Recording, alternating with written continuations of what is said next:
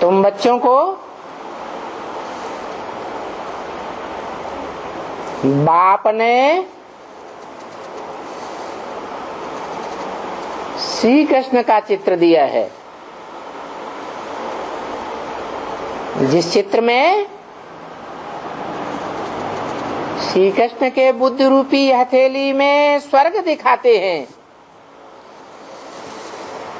और लात में नरक दिखाते हैं।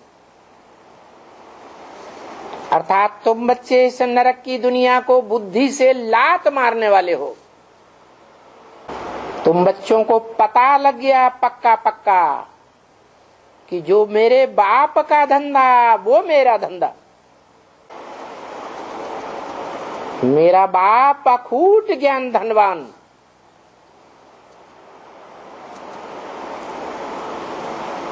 मेरे बाप का धंधा ज्ञान का धंधा।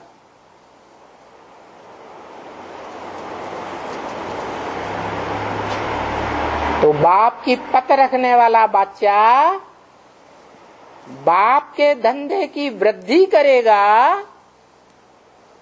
या टाइम वेस्ट करेगा? क्या करेगा?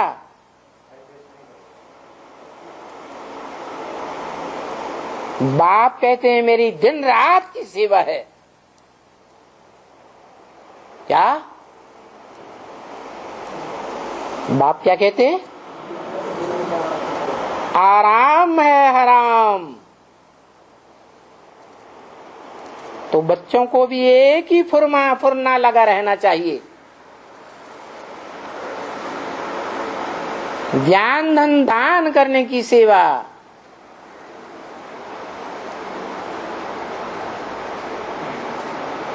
ब्राह्मणों का धंधा क्या? ज्ञान देना, ज्ञान लेना। ये धंधा करते हैं तो ब्रह्मा के बच्चे ब्राह्मण असली ब्राह्मण, नहीं तो आज की दुनिया में जैसे ब्राह्मण कहे जाते हैं वो कोई ब्रह्मा की औलाद नहीं होते हैं।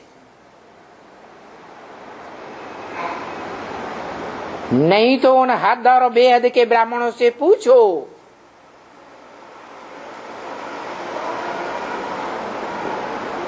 ब्रह्म वाक्य मुरली में प्रश्न दिया है,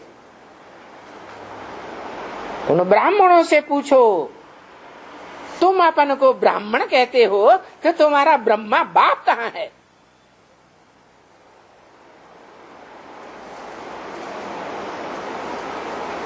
वो ब्राह्मण बेचारे बाहरे हो जाएंगे,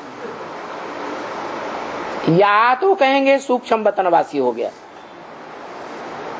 तो बोलो तुम्हारा बाप सूक्ष्म वतनवासी, तुम कहां से टपक पड़े?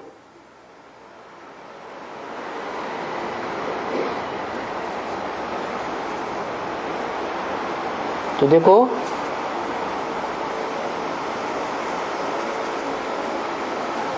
हम बच्चों का तो प्रैक्टिकल बाप है या सूक्ष्म वतनवासी हो गया है या नहीं है? है। भले निश्चयात्मक बुद्धि से हम बच्चे उसे पहचानते हो या न पहचानते हो, लेकिन मानते जरूर हैं इस सत्य रूपी रंगमंच पर हमको जन्म देने वाला ब्रह्मा बाप मौजूद जरूर है। आज नहीं तो कल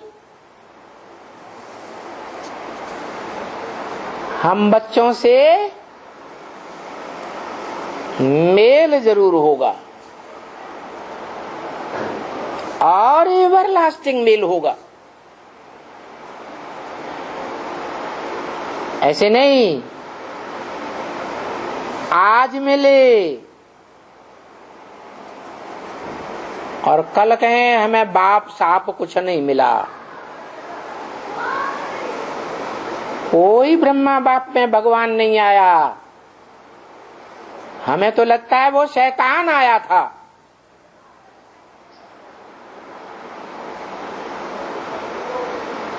निश्चयात्मक बुद्धि जो गीता में है, निश्चय बुद्धि विजयते।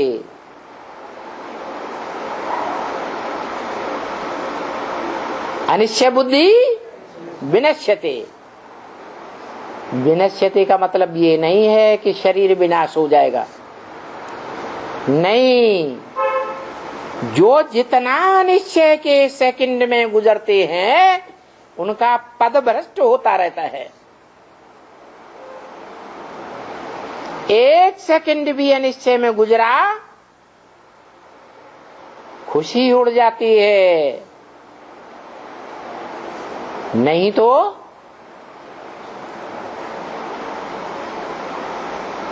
इस सच रूपी रंगमंच का डायरेक्टर निराकार बाप जो सदा पर्दे के पीछे रह करके प्रॉम्प्टिंग करता है,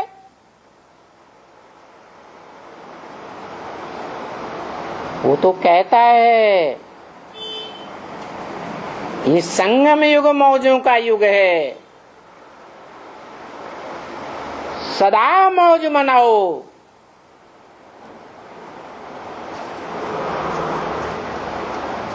सदा मौज मनाएंगे।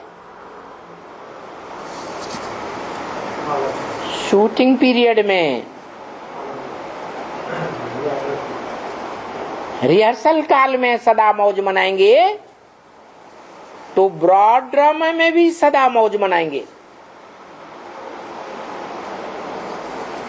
यहां थोड़े समय भी अनिश्चय का अनुभव किया,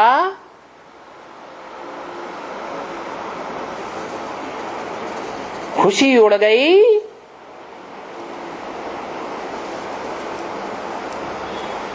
मृत्यु के घाट पहुंच गए।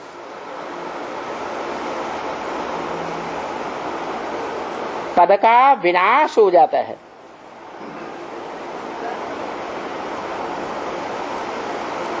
नीचा पद मिलता है तो समाज के सामने आंखें नीची करनी पड़ती है,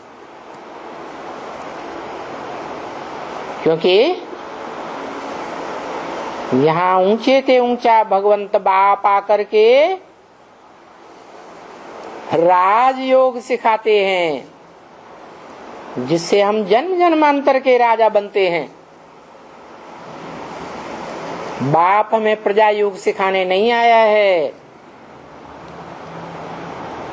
राजा बनाने आया है, स्वाधीन बनाने आया है। राजा के अलावा राज्य में जो भी भांति होते हैं वो सब नंबरवार अधीन होते हैं। राज्य का बड़े से बड़ा राज्याधिकारी ही क्यों न हो, सेनापति क्यों न हो, महामंत्री ही क्यों न हो, वो भी अधीन होता है।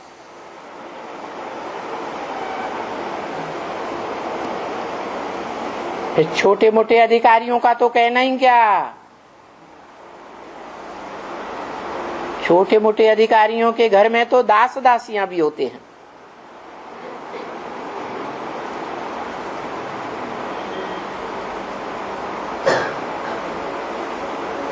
बड़े बड़े साहूकार भी होते हैं प्रजा में, उन्हों के घरों में भी ढेर की ढेर दास दासियां होते हैं। वो सब अधीन।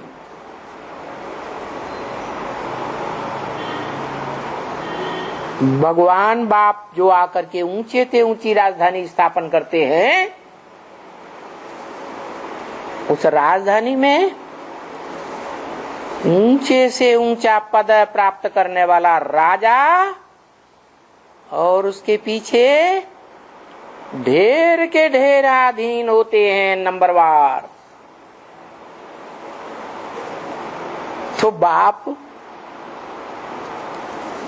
अधीन बनाने आता है या स्वाधीन राजा बनाने आता है? क्या बनाने आता है?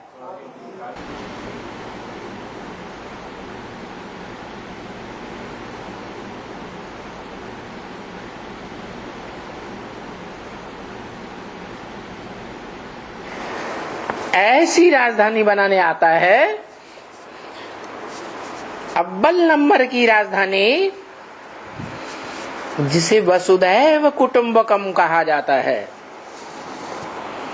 सारी वसुधा के सभी धर्म के मनुष्य मात्र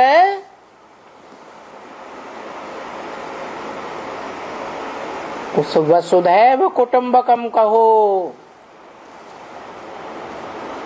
ईश्वरीय परिवार कहो, नर से डायरेक्ट नारायण बनने वाले का राज्य कहो। उस राज्य में पारिवारिक सुख भोगते हैं। जैसे परिवार में छोटा बच्चा हो,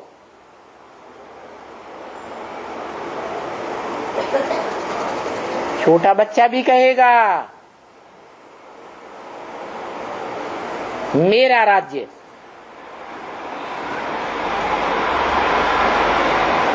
मेरा कारखाना, मेरे बाप का कारखाना, फकुर से बोलेगा। माने यथा राजा तथा प्रजा की पारिवारिक अनुभूति सभी को होती है। ऐसा राज्य और ऐसी राजधानी और ऐसा राजा बनाता है। आज की कलयुग दुनिया में कोई भी देश ऐसा नहीं है जहां यथा राजा तथा प्रजा अनुभव करती हो। होता है क्या? है? नहीं हो सकता।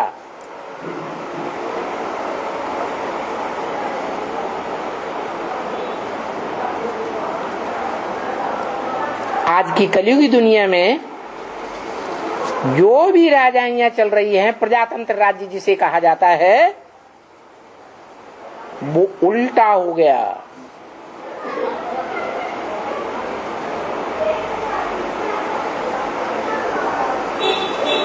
नाम है प्रजातंत्र, तंत्र माने राज्य, प्रजा का राज्य। और हर देश में देखा जाए तो प्रजा ही पिटती है और प्रजा के ऊपर शासन करने वाले जो बैठे हुए हैं कुर्सियों पर, वो पीटने वाले हैं।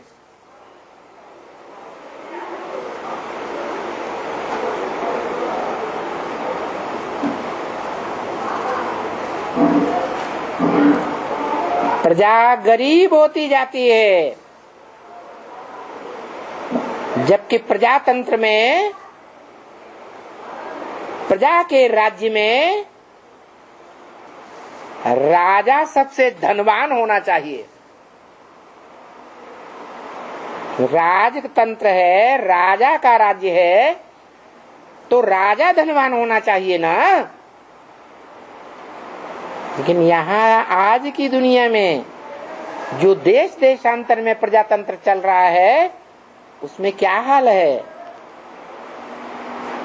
कहने को प्रजातंत्र है, लेकिन प्रैक्टिकल में क्या है? प्रजा का राज्य है या शासकों का राज्य है? प्रजा दिन ब दिन गरीब होती जाती है और साहूकार दिन ब दिन साहूकार होते जा रहे हैं।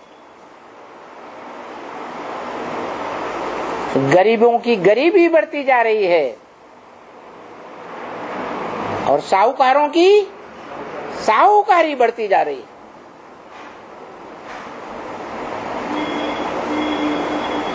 जो नई दुनिया बसाई गई थी,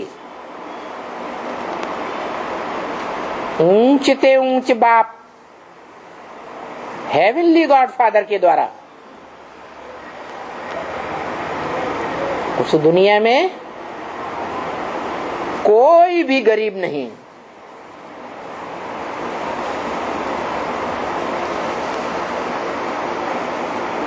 क्योंकि वो राजा का शासन नहीं था, मनुष्य सृष्टि के बाप का परिवार था।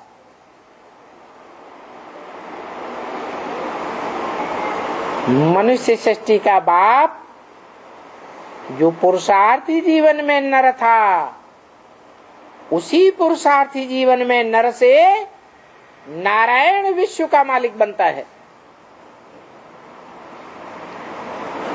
जिसने गरीबी भी देखी है, अति की, और वो साहूकारी भी देखता है।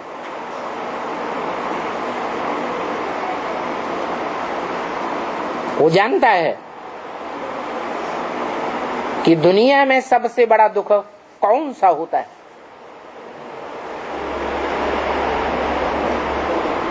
सबसे बड़ा दुख दुनिया में होता है रोटी, कपड़ा और मकान।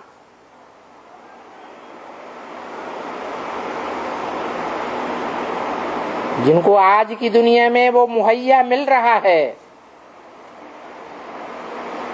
उन्हें अनुभव नहीं है।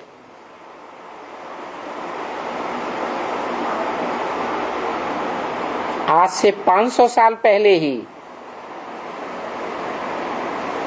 तुलसीदास ने तो लिख दिया था, नहीं दरिद्र संपातक पुंजा। दरिद्रता अर्थात गरीबी के समान पापों का ढेर कोई भी नहीं होता। जिसके पापों का ढेर बहुत बड़ा हो जाता है, वो अगले जन्म में गरीब बनता है।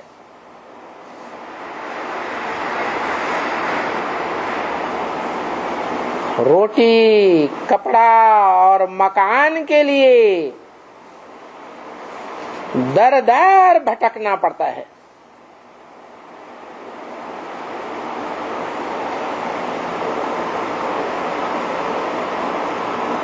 इसलिए ये नियम है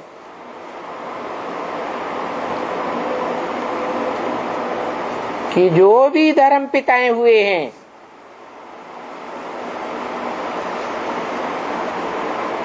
उन सबको धर्म के धक्के खाने पड़ते हैं।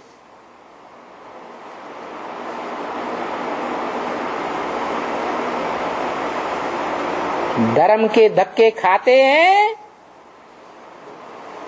तो अपने धर्म में सर्वोच्च पद पाते हैं। इसलिए इशारा दिया है ब्रह्म वाक्य मुरली में, आज की 500-700 करोड़ मनुष्य सृष्टि में लगभग आधी जनसंख्या अर्थात 200-250 करोड़ मनुष्य जिस आत्मा को अपना पिता मानते हैं, धर्म पिता क्राइस्ट, वो क्राइस्ट अभी आखिरी जन्म में बैगर बना पड़ा है।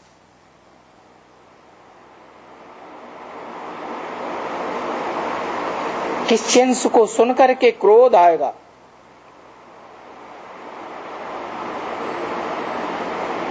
आज की दुनिया में हम अमेरिकन क्रिश्चियंस, हम यूरोपियंस, हम रशियंस, इतने बड़े बड़े धनाढ्य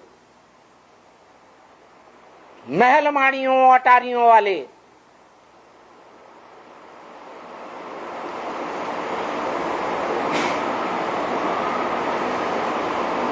हम सब क्राइस्ट के बच्चे, वो हमारा ऊंचते ऊंच फादर।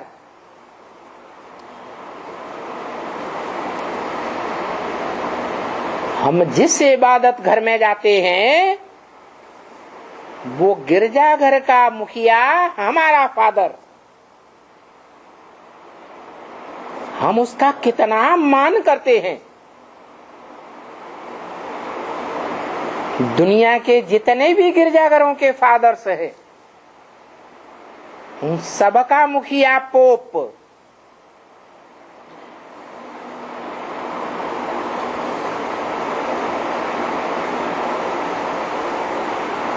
कितना उसका ऊंचा मर्तबा।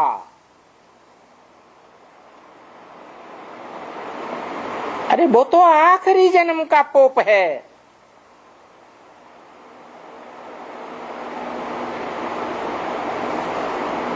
आज तक जितने भी पोप हुए हैं वो सब किसको अपना बाप मानते?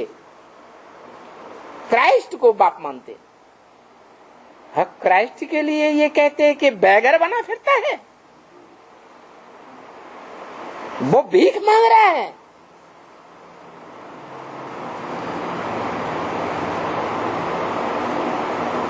बहुत लाल पीली आंखें करेंगे, लेकिन किसके ऊपर क्रोध करेंगे? जिस व्यक्तित्व ने बोला था कि क्राइस्ट इस समय बैगर के रूप में है, वो दादा लेखराज ब्रह्मा तो शरीर छोड़ गए। हम तो उनकी बोली हुई बातों को रिपीट कर रहे हैं। हमारी इसमें क्या गलती? हम तो खुद ही कहते हैं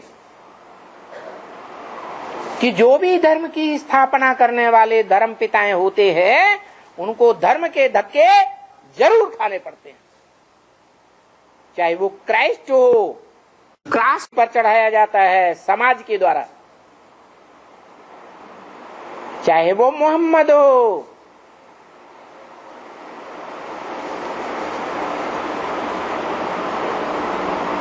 गली गली में पिटाई होती है।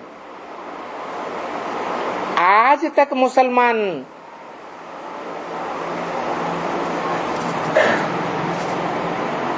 छाती पीट पीट कर रोते हैं,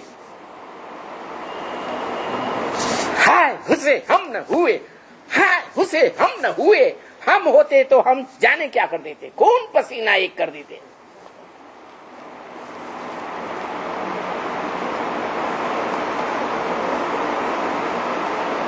महात्मा बुद्ध बौद्धियों का धर्म पिता,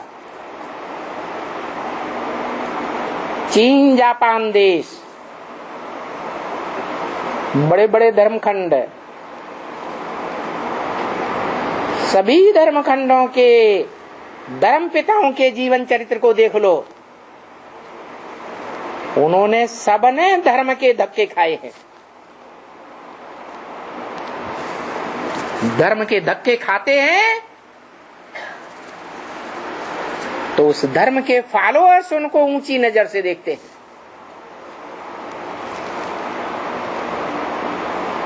और वो अपने धर्म में अगले जन्म में ऊंचे पद ही पाते हैं। लास्ट जन्म में तो सांप को गिरना होता है।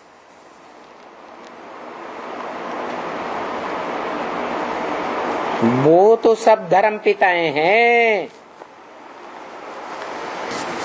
द्वैतवादी दुनिया के।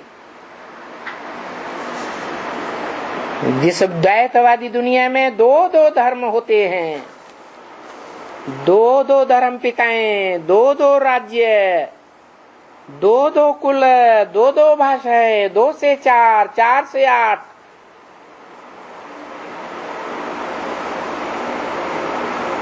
झगड़ा बढ़ता ही जाता है।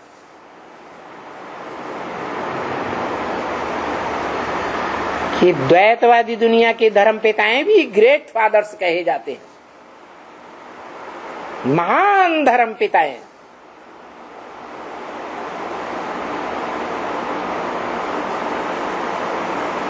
परंतु उन सबकी हिस्ट्री 2500 साल की है। इन 2500 सालों में जो भी धर्म पिताएं आए, उन सबने इंसानियत की नाक नीची कर दी।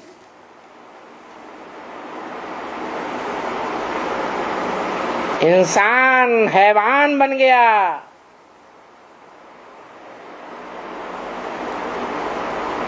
आज हैवान बनकर के एटम बम बना रहा है, हाइड्रोजन बम बना रहा है। दुनिया के दिलों में कितनी बड़ी दहशत पैदा कर रखी है।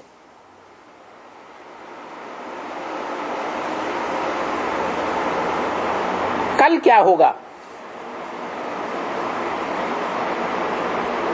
सारी इंसानियत सकते में आ गई।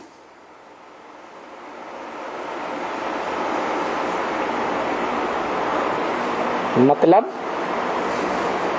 इन 2500 वर्षों में इन द्वैतवादी देहधारी धर्म पिताओं ने और खासकर इनके फॉलोअर्स ने देह अहंकार में आकर सारी मनुष्य सृष्टि की मेंटलिटी को नीचा गिराया है।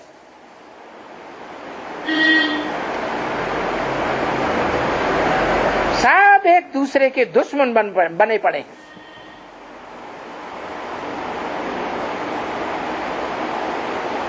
जानवरों से भी जास्ती नीची मेंटलिटी बन गई।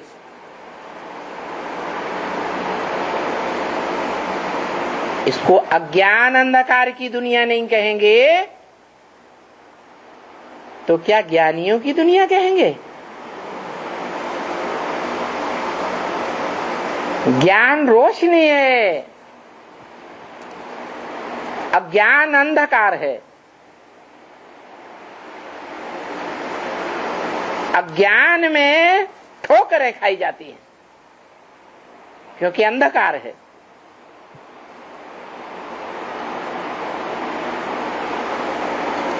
ज्ञान की रोशनी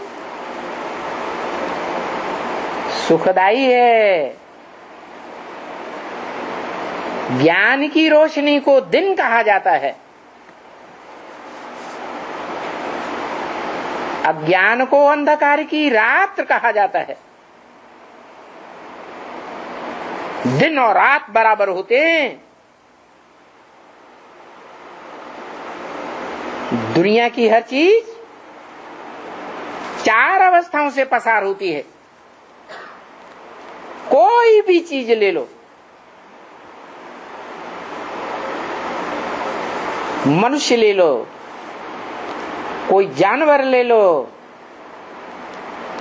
नदी ले लो, पहाड़ ले लो, दुकान ले लो, मकान ले लो, किला ले लो,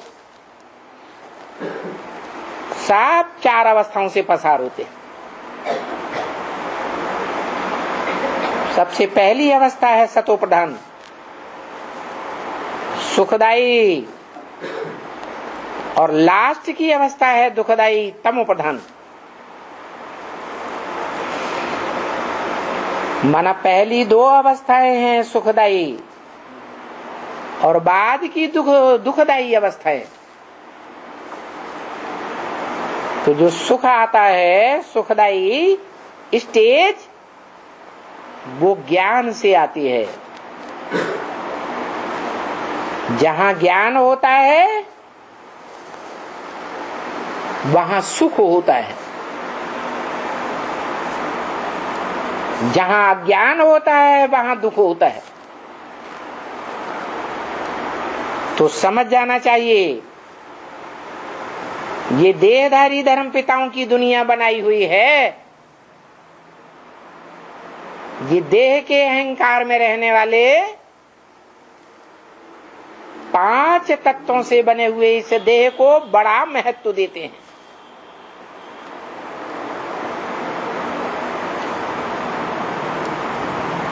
भारत में इन 5 तत्वों को पंचभूत कहा जाता है। ये पंचभूतों की दुनिया भौतिकवादी दुनिया है। आज सारा मानवीय समाज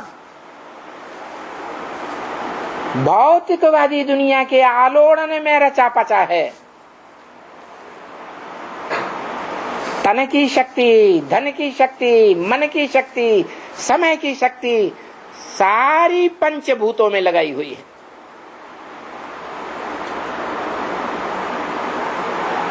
और इस भौतिकवादी दुनिया का प्रभाव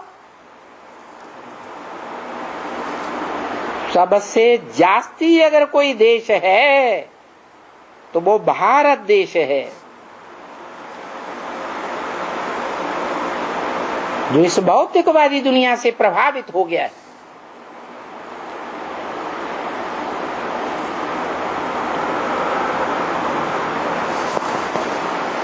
किसी को पता नहीं कि पंचभूतों से बनी हुई इस देह में जो आत्मा है वो मुख्य चीज है।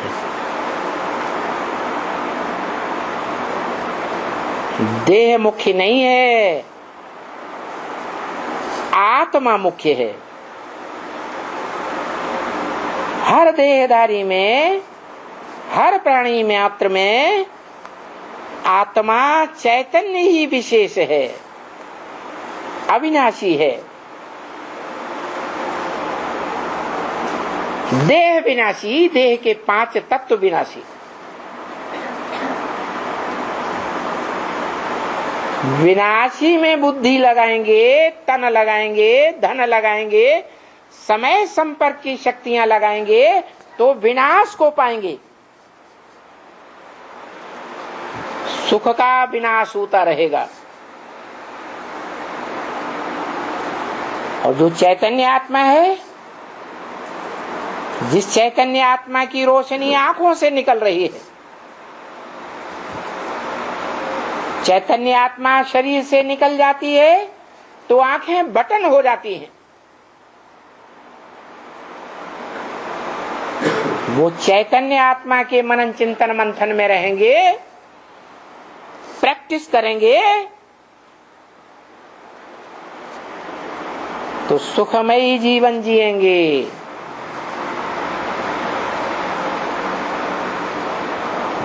ऐसा सुखमय जीवन जिएंगे जो मुसलमानों के शास्त्रों में भी लिखा हुआ है।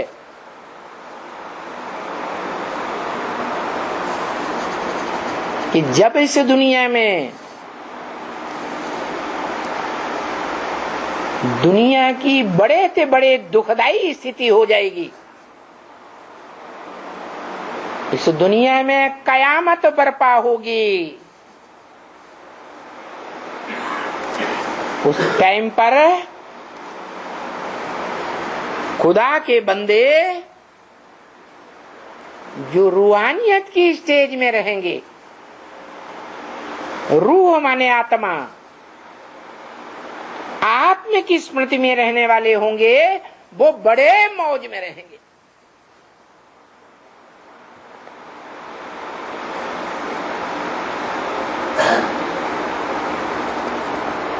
तो आत्मा को पहचानने का समय है।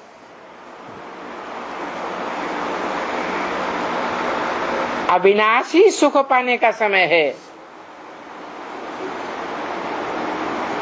और ये अविनाशी सुख,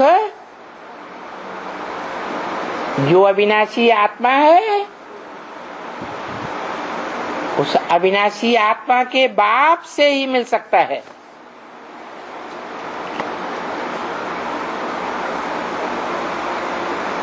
वो आत्मा का अविनाशी बाप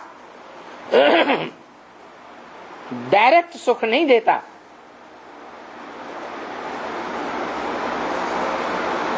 सुख का रास्ता बताता है।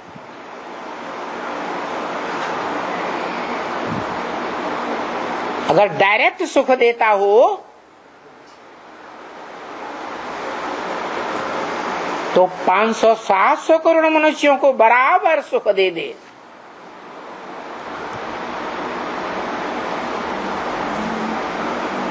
जन्म जन्मांतर का सुख दे दे।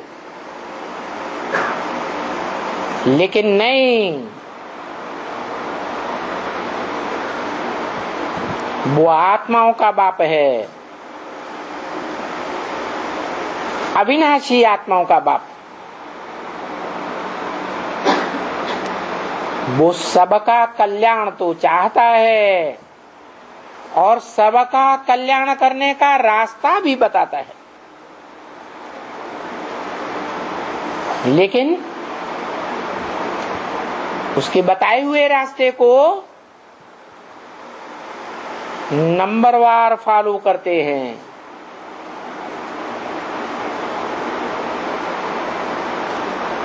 फॉलो करने वाले एक जैसे नहीं है फॉलोअर्स।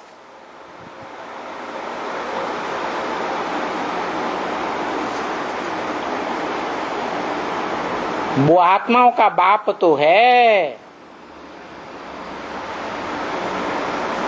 अविनाशी बाप है। सबको अविनाशी वर्षा देता है।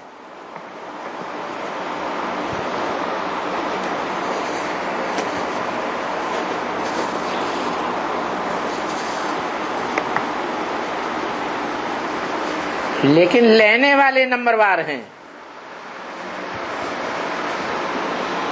क्यों? क्योंकि कोई आत्माएं हैं जो जन्म जन्मांतर धर्म पिताओं देहधारियों से प्रभावित होकर रही है, और कोई आत्माएं हैं जो जन्म जन्मांतर आत्मिक स्थिति में रहने की जिसने ज्यादा से ज्यादा प्रैक्टिस की है।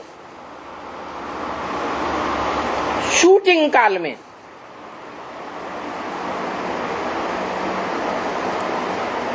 संगम युग के रिहर्सल काल में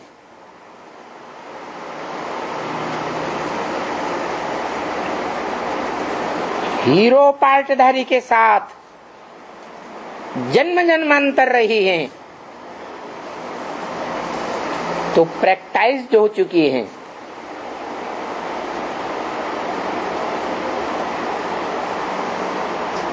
श्रेष्ठ मत पर चलने के लिए।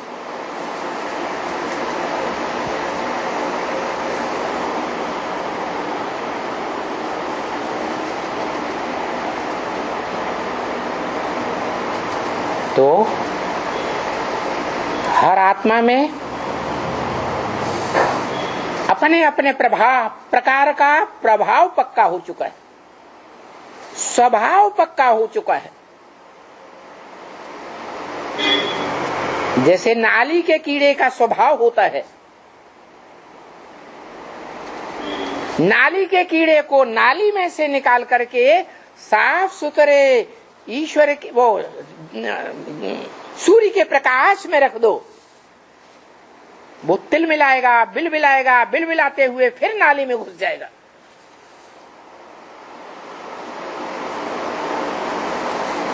ऐसे ही संसार के प्राणियों की गति है। ये जन्म जन्मांतर के संग के रंग का प्रभाव है।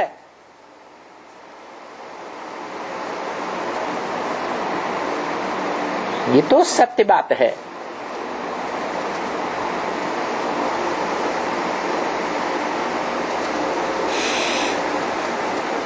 इस षष्ठ रूपी रंगमंच पर जो हीरो पार्टधारी है,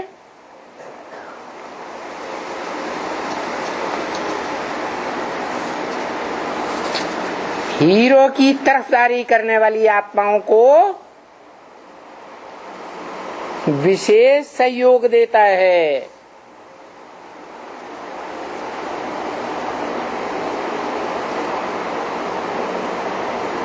क्योंकि दिल से दिल को राहत होती है।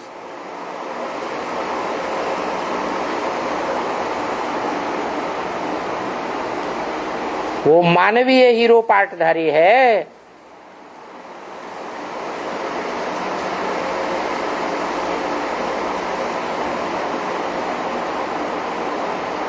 इंसान की इंसानियत को महत्व देता है।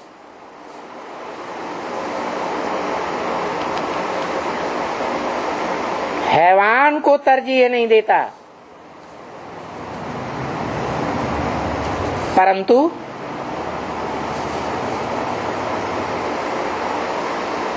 रिहर्सल काल में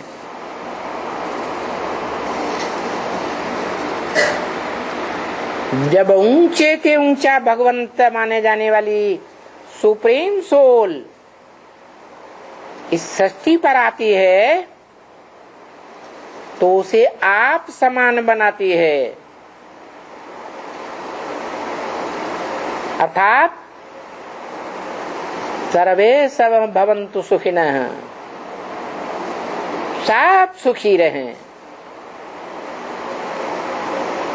चाहे सर्प का स्वभाव वाला हो, चाहे बिच्छू टिंडन का स्वभाव वाला हो,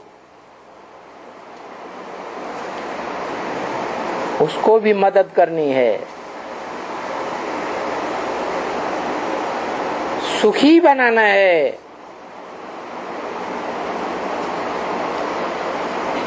पहले तो मनुष्यों की बात है,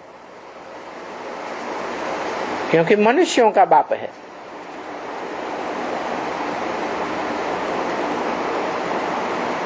हर एक आत्मा अपनी जाति को तरजीह देती है, तो मनुष्यों का काम है, इंसान का काम है इंसानों को सहयोग देना, लेकिन पहचान देनी पड़ती है कि इंसान कौन है और हैवान कौन है। इंसान का मतलब ही है शान में रहने वाला, देह की शान में रहने वाला नहीं, देह के अहंकार में रहने वाला नहीं, क्योंकि हम देह नहीं हैं, हम तो आत्मा हैं। आत्मा की शान में रहने की बात है। हम राजा नहीं हैं, आत्मा हैं। हम आत्मा बाप के बच्चे हैं। बाप जिस तन में आता है उसका नाम ब्रह्मा रखता है, तो हम ब्रह्मा के बच्चे ब्राह्मण हैं। ब्राह्मणों का काम है आत्मिक स्थिति में रहना, आत्मा के बाप को याद करना और सभी को ये पहचान देना कि तुम देह नहीं हो, देह विनाशी होती है। देह में जो अविनाशी आत्मा है, जिसकी रोशनी आंखों से निकल रही है, वो आत्मा अविनाशी है। देह का विनाश हो जाता है तो भी आत्मा रहती है, और आत्मा सबसे जास्ती सुख भोगने वाली भी होती है, और आत्मा ही सबसे जास्ती दुख भोगने वाली भी होती है। सुख कैसे मिलता है, दुख कैसे मिलता है, क्या कर्म करें जो सुखी ही सुख मिले, क्या कर्म करें जो दुख न मिले। वो कर्म अकर्म गति का रास्ता, कर्म अकर्म और विकर्म की गति का रास्ता ऊंचे से ऊंचा भगवंत आकर के बताता है, क्योंकि और सब मनुष्य आत्माएं जन्म मरण के चक्र में आने वाली हैं। इसलिए पूर्व जन्मों की सारी बात भूल जाती है। कोई को जन्म जन्मांतर की सच्चाई याद नहीं रहती है।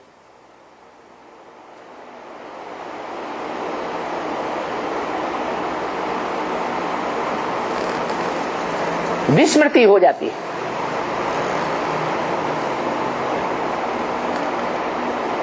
क्योंकि मृत्यु एक ऐसा एक्सीडेंट है, बड़े से बड़ा एक्सीडेंट। जैसे मनुष्य के जीवन में कोई बड़ा एक्सीडेंट होता है, सर कुचल जाता है, वाह खुदा न खास्ता जीवित बच गया, तो पहले की सारी बातें भूल जाती है। ऐसे ही ये मृत्यु भी एक महान एक्सीडेंट है, और ये एक्सीडेंट जन्म जन्मांतर होता आया है।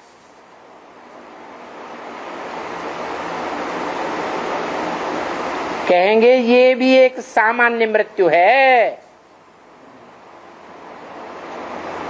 परंतु इस दुनिया में एक ऐसा भी टाइम आता है जब सामान्य मृत्यु नहीं होती, सारी दुनिया की महामृत्यु हो जाती है। सभी मनुष्य आत्माएं तो क्या, प्राणी मात्र को अपने शरीर छोड़ने पड़ते हैं। उस महामृत्यु के बाद कोई भी मनुष्य आत्मा को, कोई भी प्राणी मात्र को पूर्व की कोई बात याद नहीं रहती।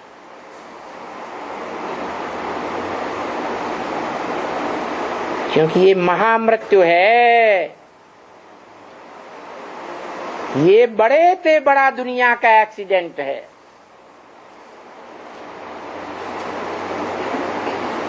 सामान्य मृत्यु जो दुनिया में होती रहती है, वो बड़े से बड़ा दुनिया का एक्सीडेंट नहीं है। वो सामान्य मृत्यु की बातें मनुष्यों को फिर भी कुछ न कुछ जहीन में रहती हैं, क्योंकि सामान्य मृत्यु से पहले की बातें पृथ्वी की खुदाइयों में जो चीजें मिलती हैं, निशानियां मिलती हैं, उन निशानियों से अनुमान लगा लेते हैं कि पहले की जिंदगी कैसी थी।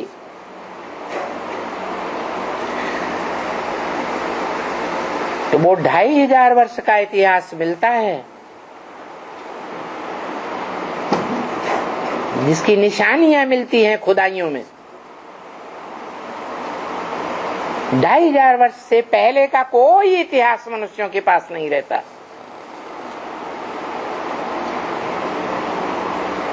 और ये 2500 वर्ष का मानवीय इतिहास दुखों का इतिहास है।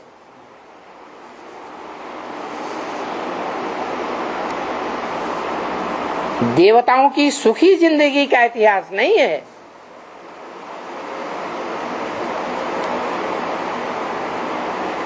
जो हेवनली गॉडफादर ने आकर स्थापन किया था, जिस हेवन में सुखी ही सुख होते हैं, दुखों का नाम निशान नहीं होता। और देहधारी मनुष्यों के द्वारा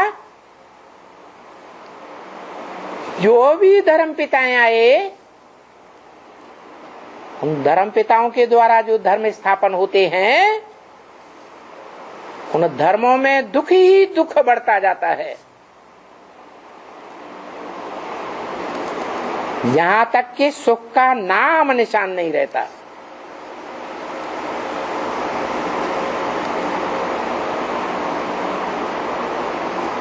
तो एक सृष्टि कही जाती है नरक।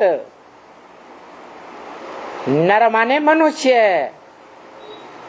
मनुष्य जो कुछ प्रयास करता है उससे नरक बनता है।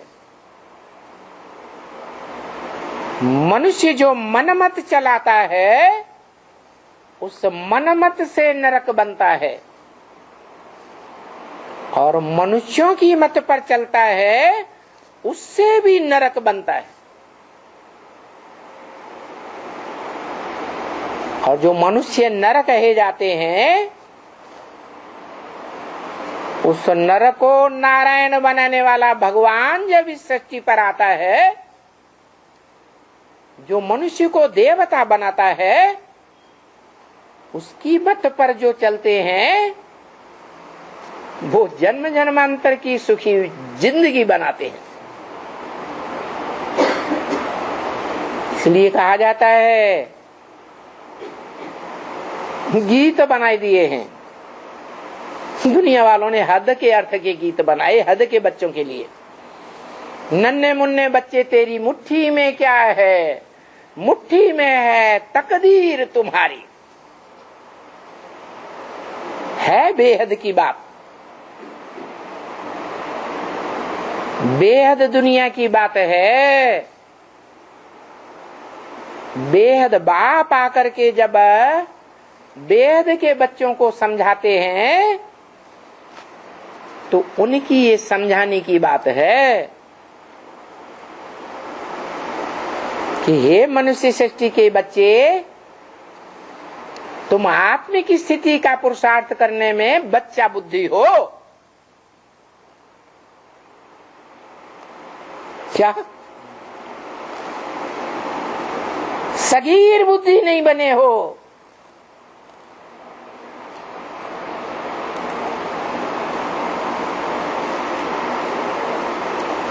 सगीर बुद्धि बन जाएंगे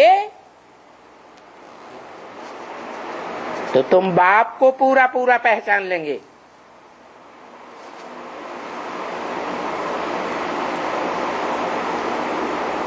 बेहद के बाप को पहचान लेंगे।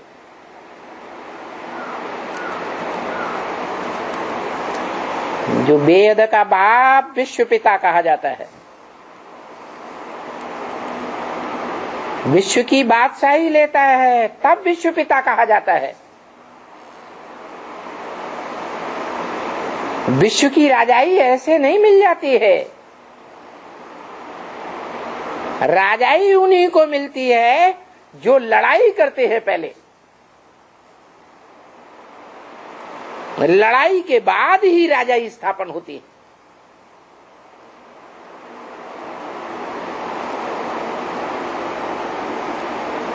और भगवान बाप ब्रह्मा मुख से कहते हैं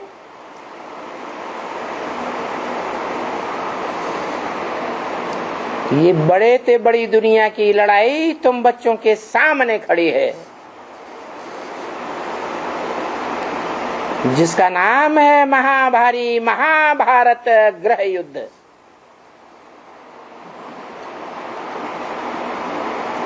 गृह युद्ध इसलिए कहा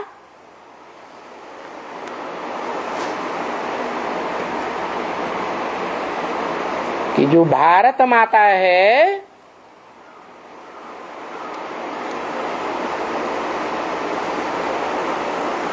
गृहिणी है ना,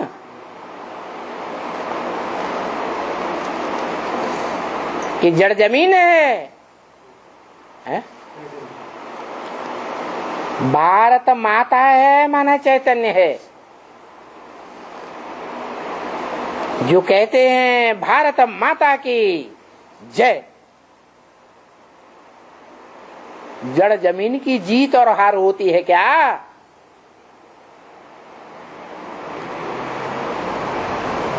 वो कोई भारत माता है।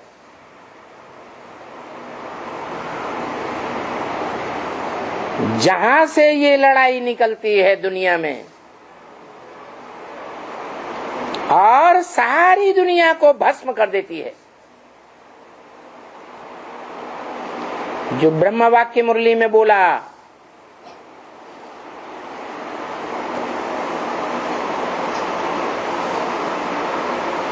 तुम ब्राह्मण बच्चों के ज्ञान का असली नाम है अविनाशी रुद्र ज्ञान यज्ञ। क्या नाम है? अविनाशी रुद्र ज्ञान यज्ञ। शिव ज्ञान यज्ञ नहीं, ब्रह्मा या विष्णु या शंकर ज्ञान यज्ञ नहीं। क्या नाम दिया? रुद्र ज्ञान यज्ञ। रुद्र माना रौद्र रूप धारण करने वाला। जैसा जौ रौद्र रूप, भयंकर रूप 2500 वर्ष की हिस्ट्री में कोई भी धर्म पिता ने नहीं धारण किया। जो पुराने समाज की पुरानी परंपराओं को नष्ट करने वाला हो।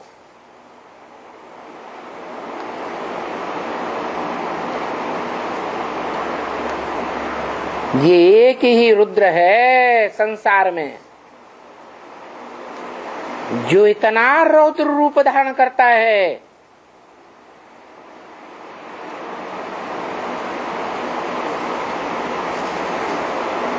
जो दुनिया का सर्वोपरि ग्रंथ श्रीमद् भगवत गीता गाई हुई है, उसमें लिखा हुआ है, वो बोलता है रौद्र रूप धारण करके, सर्वधर्मान परित्यज्य माम एकम शरणम व्रज। क्या कहता है?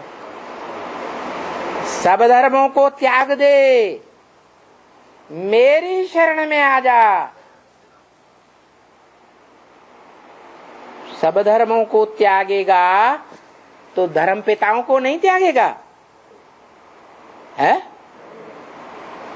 धर्म पिताओं को भी त्याग देगा। जो बोला है ब्रह्म वाक्य, गुरुओं को मारो गोली।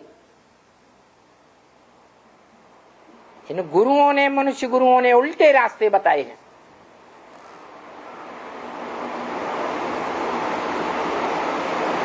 हमारी तो बेहद की भाषा है, हद की गोली मारने की तो बात ही नहीं है। कौन सी गोली मारने की बात है? ज्ञान की गोली मारो। भले आग बबूला हो जाएं तो हो जाएं।